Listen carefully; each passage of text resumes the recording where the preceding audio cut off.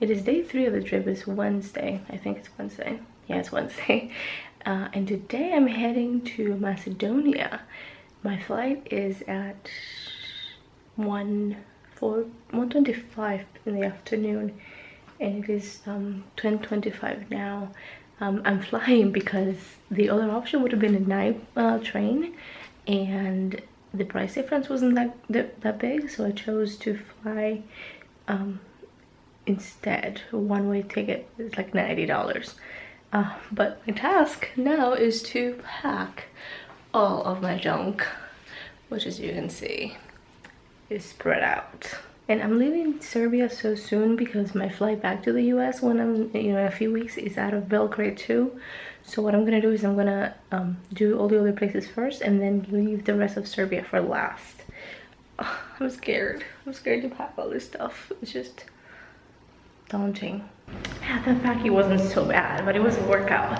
Things never fit quite the same way when you repack as they did when you packed the first time around. So I'm at the Belgrade airport now, and there's maybe some bad news. The guy at the check-in desk told me that the plane is too small for my handbag,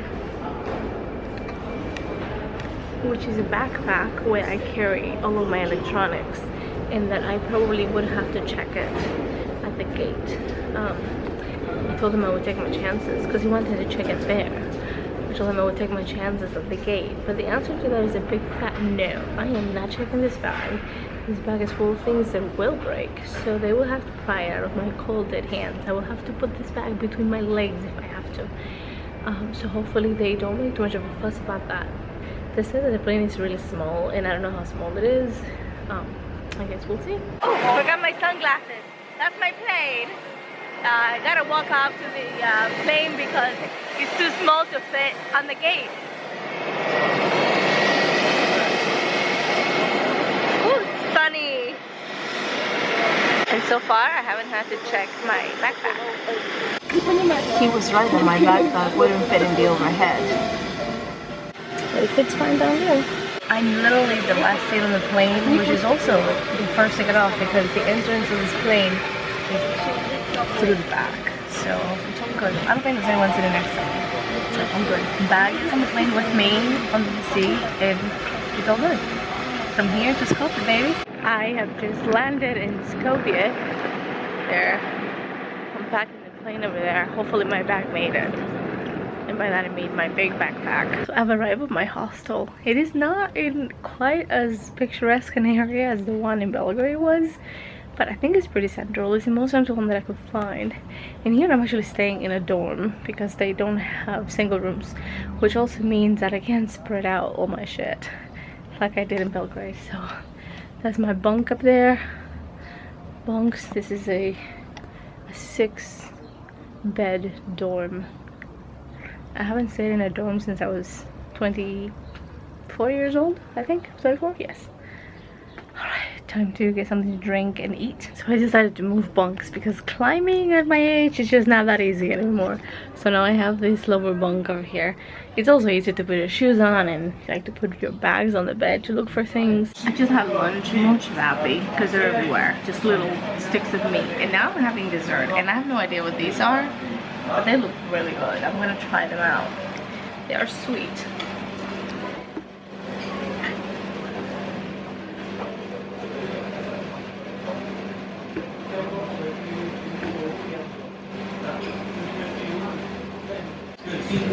So my hostel is really close to the bazaar. That's why I came here to have lunch. And I'm just wandering around. I don't have a map of the bazaar. And if you've ever been in one, you probably know that it's very easy to get lost. I think I may be lost. Let me rephrase that. I am taking the scenic route of the bazaar. I think I may be able to backtrack, I'm not sure, but I'll find my way back. It's no big deal. But the very entrance was chock full of people. Just lots of people eating and being loud and things. I think well, some tourists, but mostly just locals. But the further you go in, the quieter it gets, and right here I'm pretty much alone. So I stumbled upon this fancy hotel back here, which is on the top of a hill right next to that mosque, which I don't know what kind of mosque it is, and it has some stunning views of not Macedonia, of Skopje. So that's the bazaar back there, the bazaar back there. Over there is the fortress, which I'll try to explore later.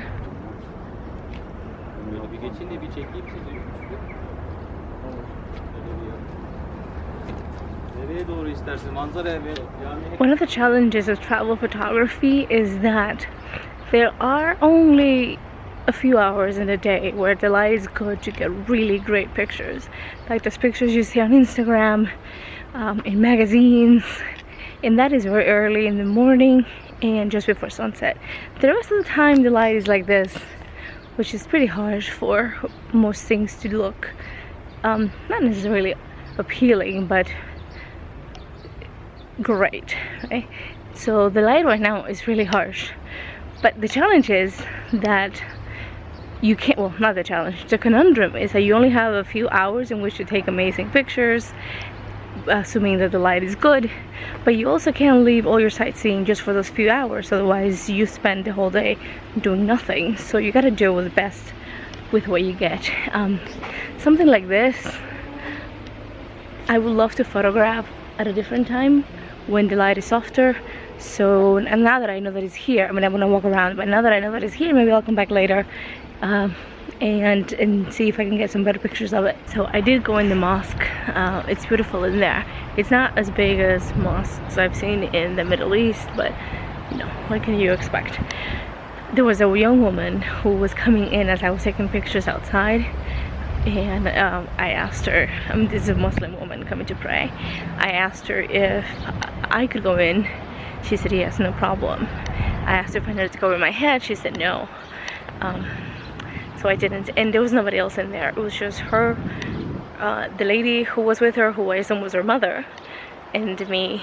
However, if I have been required to cover my head, they do have scarves inside the door, just right there. So that's something I've seen in a lot of mosques, that where they require that you do wear a headscarf, they have them for tourists.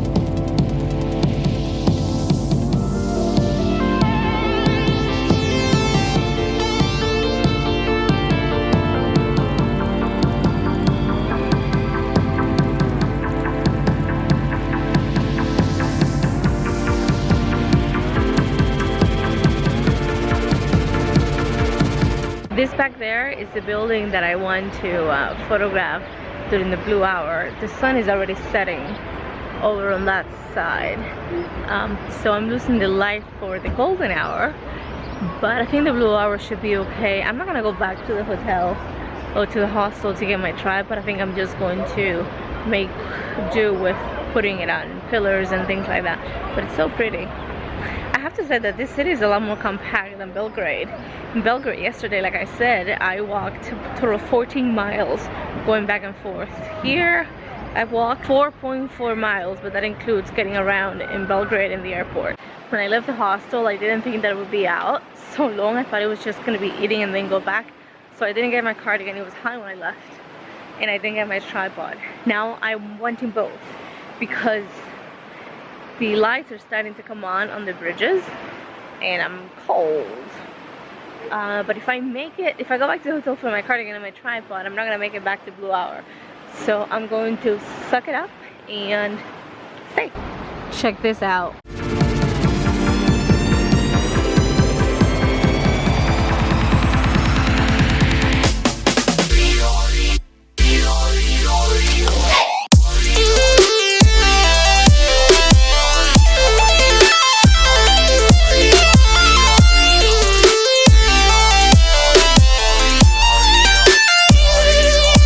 Well, that was pretty amazing. Look at that. Beautiful. And behind me is the plaza where I was at earlier.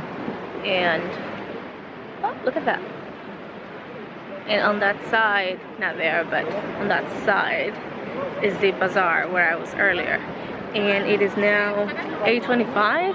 I've been out here since about 3:30-ish, and I'm getting cold and the light is going, and it's much too dark for me to do the shot handheld like I was doing. So I'm just gonna head in. I'm going to take a shower and I'm going to do some photo processing and hopefully some video processing so that I can put something up, and hopefully also a little bit of vlogging. My site has been down in the last few days, but hopefully it will be fixed by the time I get to the hostel. Oh, one more shot. Very pretty. Thank you for watching, and I'll see you next time. Don't forget to subscribe so you don't miss any videos of my adventures in the Balkans.